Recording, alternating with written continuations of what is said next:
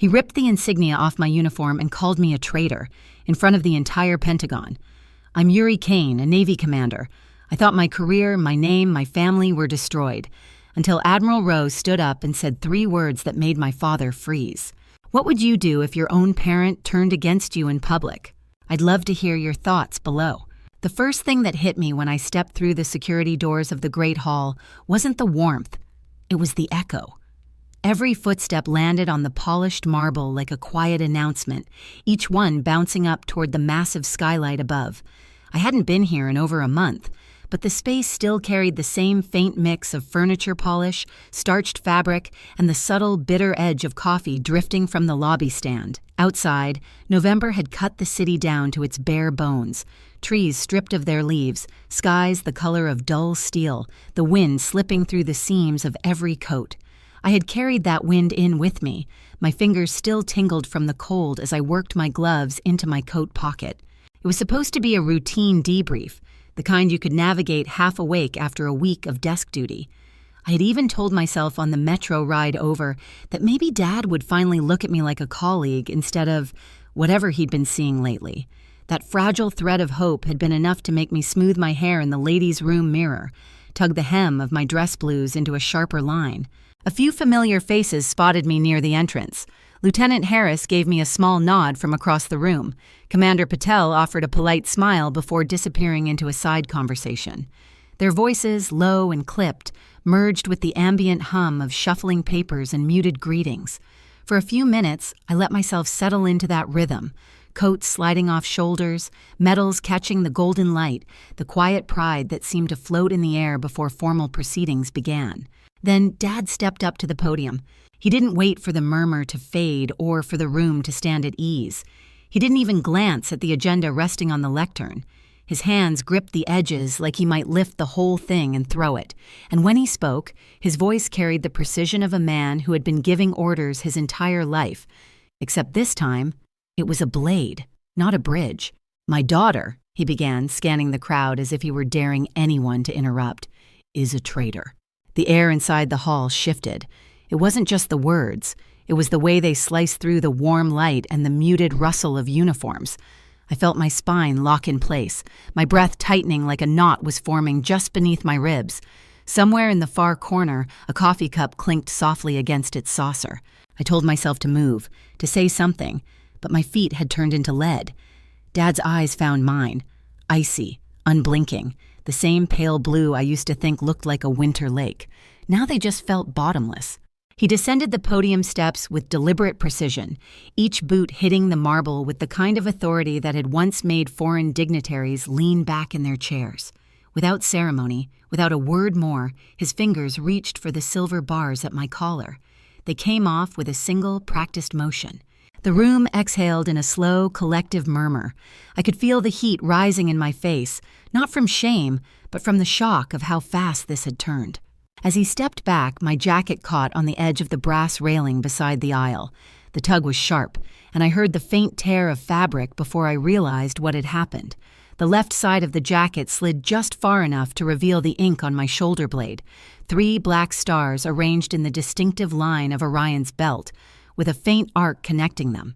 A ripple went through the hall, like someone had dropped a pebble into still water. People leaned, whispered, stole glances. The tattoo had been mine for years, a private nod to something I'd never fully explained. To most, it was just an odd choice for someone in uniform. To a few, it meant something much more.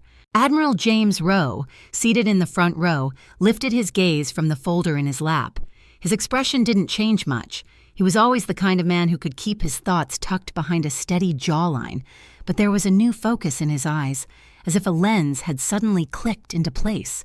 He stood slowly, smoothing the front of his coat before taking a single step forward. His voice didn't rise, didn't sharpen.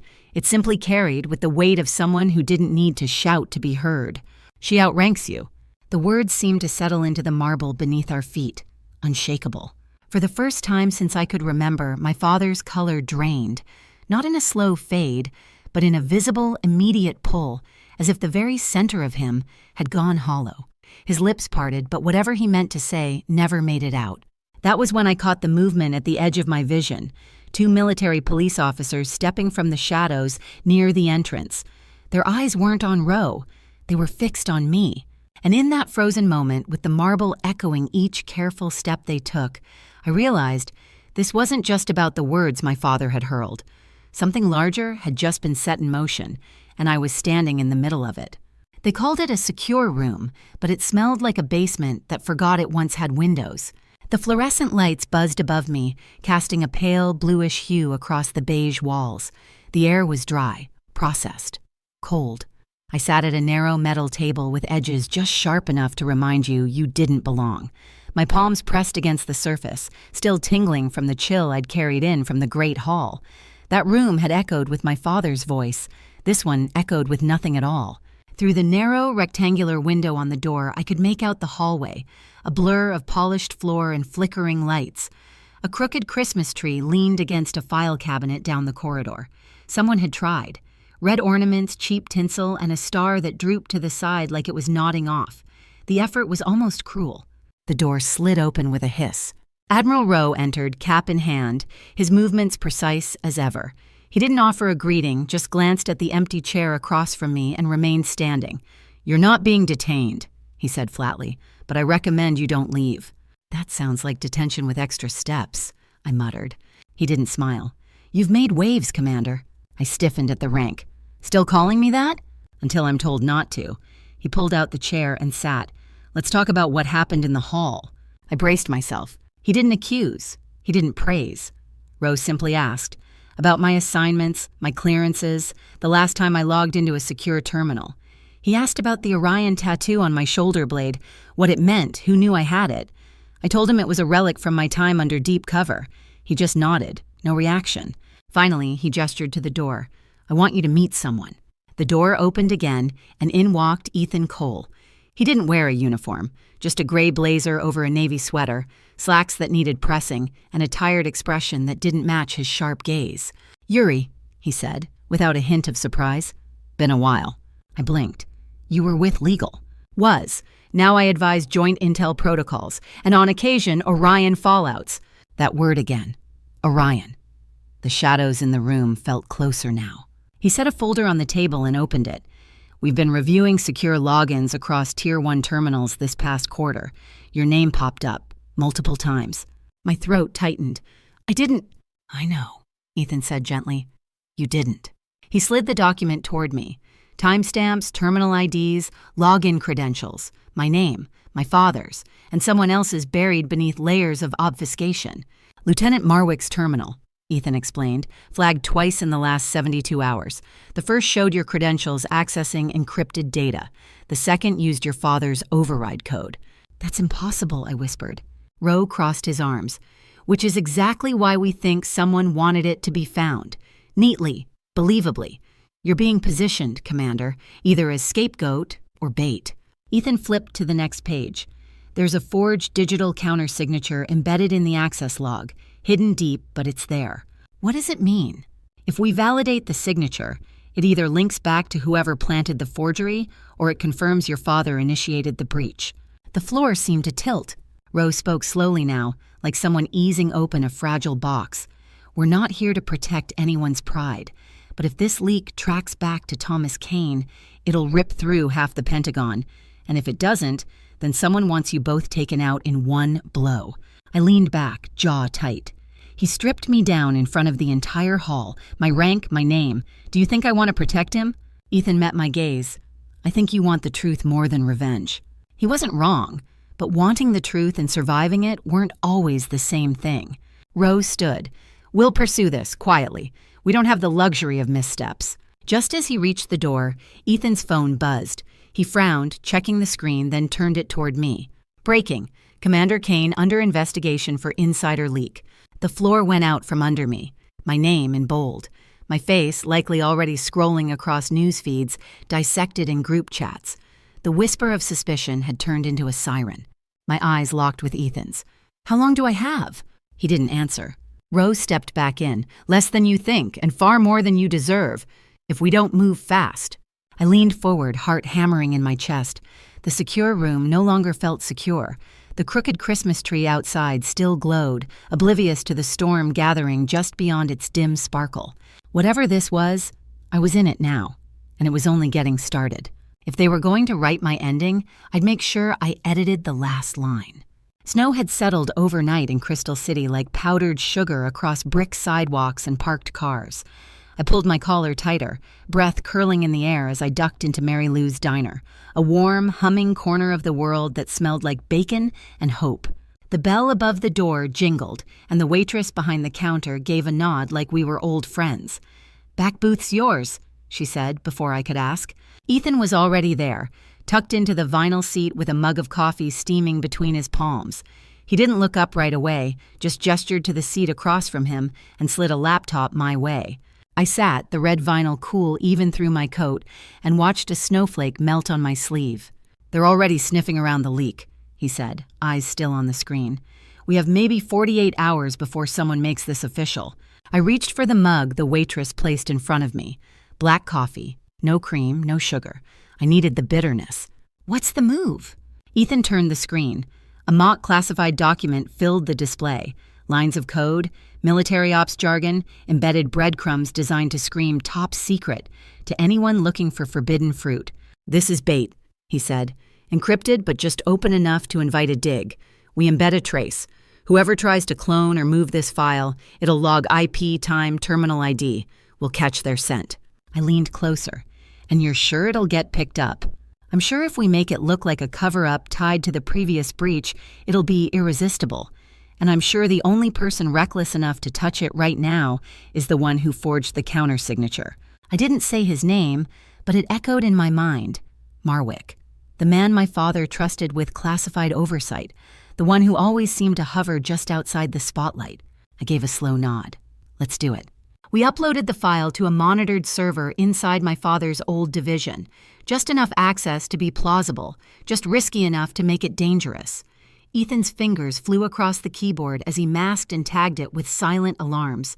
While we worked, the diner moved around us like a gentle tide. A family with toddlers laughed near the window. The waitress topped off a mug at the next table and slid me an extra napkin like she could read the tension on my face. Someone coughed behind us. Outside, the wind picked up. Then the alert pinged. Ethan's face went still, his eyes sharp. "Accessed," he murmured. "From an internal terminal, 43rd floor. Same subnet as your father's unit." My heart jumped. "Marwick?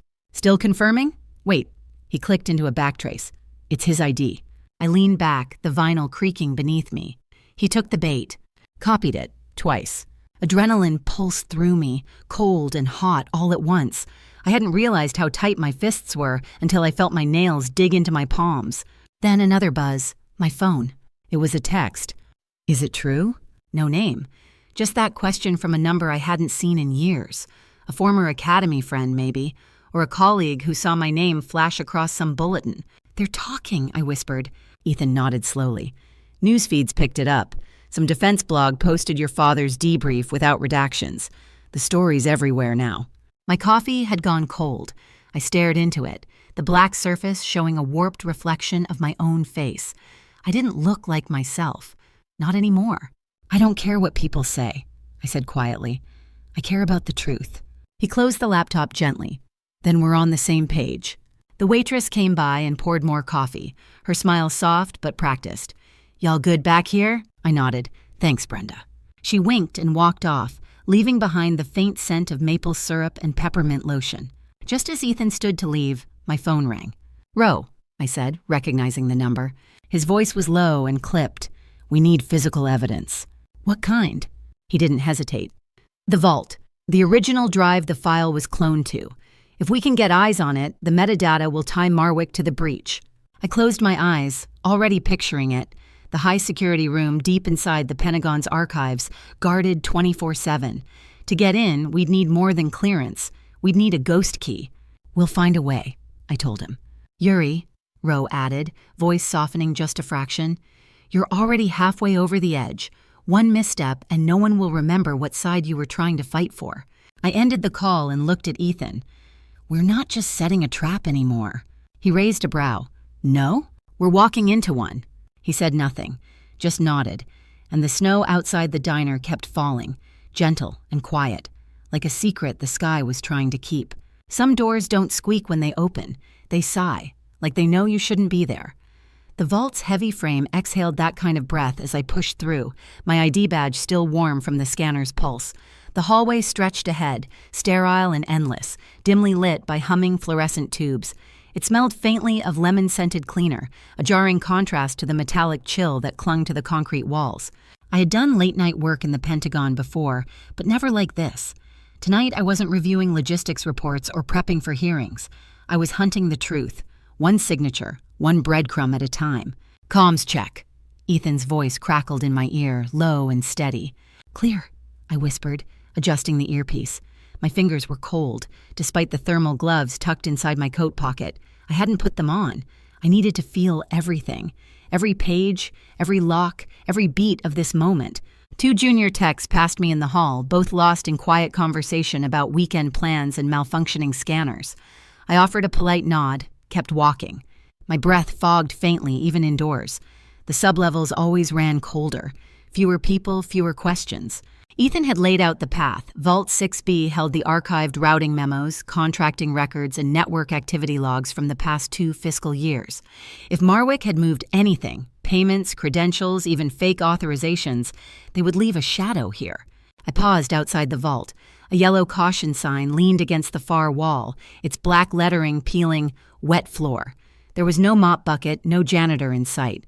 "That sign wasn't there yesterday," I muttered. Ethan stayed silent for a beat. Could be a placeholder, or a warning. The scanner blinked green. I stepped inside. Rows of metal shelves lined the walls, each drawer labeled with coded sequences and barcodes. I moved fast but careful, tracing the routing file numbers Ethan had given me. He read them off like a pilot guiding me through turbulence. Box 16D, row 3, then jump to archive tier 7. You're looking for fiscal Q3, Q4. The ledger's at the back, red binding. I opened the first drawer. Files fanned out like playing cards. Contracts, memos, receipts with stamped initials. Many bore my father's countersignature. Official, immaculate. The deeper I dug, the colder it felt. One drawer revealed a series of internal authorizations issued by Marwick, greenlit through back channels using my father's ID. Not just logins, formal approvals. It was a sophisticated forge, masked well enough to pass under routine audit, but not under my eye. Not tonight. "These signatures," I whispered, snapping a quick scan with my watch cam. "They use his exact pressure curves, but the timestamps don't align with his travel logs. He wasn't even in D.C. that week." Ethan let out a low whistle. "We've got him. Cross-check it with the routing memos." I reached deeper, hands brushing rough paper edges until I found it. A file bound in worn red leather. The ledger. It was heavier than I expected. Maybe it was the guilt stored inside. Page after page mapped financial channels, rerouted through dummy vendors, redirected into shell corporations, some international, some domestic. And names I recognized. Not all of them were enemies. One payment trace stood out, a transfer labeled consulting stipend routed through 3 ghost accounts before landing in an offshore bank in Singapore. Approved by Lieutenant CMDR Marwick, countersigned by General T. Kane. My hands tightened on the file. "This is it," I whispered. "This proves both the leak and the framing. My father's name was used to shield the operation. If this goes public, it either takes you down with it," Ethan interrupted, "or blows the lid off the whole network. Grab it and go." I tucked the ledger into my shoulder bag, zipping it beneath a layer of innocuous briefings. Just as I turned toward the door, I felt the shift, the weight of another presence. A shadow stretched across the floor before the sound followed. A deliberate step. "Going somewhere, Commander?" Marwick's voice curled into the room like smoke. Calm, too calm. I turned slowly, fingers brushing the zipper but not reaching for anything. He stood framed by the doorway, his suit pressed, tie immaculate, but eyes too sharp for this hour. He glanced down at the folder peeking from my bag, then back up at me. "I should have known you'd come down here eventually," he said, tone half amused, half warning. "Too curious for your own good." I squared my shoulders. Curiosity doesn't scare me. Lies do. His smile didn't reach his eyes. You'll find they're often the same thing, depending on who tells the story. Behind him, the hallway hummed with fluorescent indifference. I heard no footsteps, no witnesses, just us and the truth, wedged between shelves and secrets. "You planning to walk out with that?" he asked softly. I didn't blink. I already did. A long second passed. My hand gripped the strap of my bag a little tighter, muscles tensed, not for a fight, but for whatever this moment demanded next. The overhead vent rattled faintly, and somewhere a printer clicked to life. Then a distant chime echoed. An elevator arriving 2 floors up. Marwick tilted his head. "This isn't over," he said. "No," I agreed. "It's just beginning." The evidence didn't explode like a grenade. It bloomed petal by petal until the whole room could smell the rot. Rain whispered against the tall windows of the hearing room, a constant hush beneath the tension. I sat straight-backed at the long wooden table, the polished surface reflecting a version of myself I barely recognized, composed, scarred, waiting. My fingers rested lightly on a closed folder, but I wasn't gripping it like a lifeline. Not anymore. Across from me, Colonel Marwick sat with his arms folded and his jaw clenched. My father was 2 seats away from him, his uniform as immaculate as ever, his expression unreadable, a fortress I'd spent years trying to scale. Admiral Rowe stood near the projection screen, his posture relaxed but precise. Beside him, Ethan adjusted the wireless clicker in his hand. A pitcher of water on the table sweated quietly, its beads collecting into rivulets that trickled down like time we couldn't reclaim. Rowe nodded once. "Commander Kane, we'll begin." Ethan pressed the clicker, and the screen lit up with mirrored documents, side-by-side contracts, one authentic, the other doctored. Access logs overlaid with metadata trails, approval sequences signed under my father's authority. Only they weren't his, at least not entirely. "As you can see," Ethan said calmly, "these credentials appear valid on first inspection. However, embedded timestamps and system breadcrumbs tell a different story. These were routed through a ghost terminal in Marwick's division, using sublayer credentials coded from General Kane's profile." Murmurs stirred around the room. A young officer scribbled notes. Another tapped something quickly on a tablet. Marwick leaned forward, voice firm. "This is procedural overreach. Without jurisdictional clearance." Rowe raised a hand. "Colonel, you'll have your time. Continue, Mr. Cole." Ethan clicked again. The next slide displayed scanned ledgers, physical records recovered from the sub-level vault. He highlighted a routing path that snaked through 3 dummy corporations, each traced back to a joint shell account with ties overseas. "And this," Ethan said, pausing for effect, "is the link. The digital approval matched to Marwick's ID, not just once, but repeatedly. Commander Kane didn't have access to this protocol level." My father shifted in his chair. I saw it.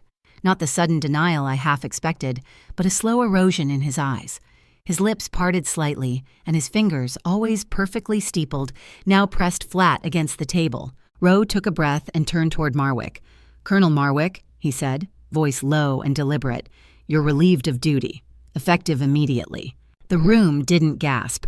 There were no gasps in rooms like this, just the sound of a pen dropping, the faint click of a clock on the wall, the tightening of silence into something brittle.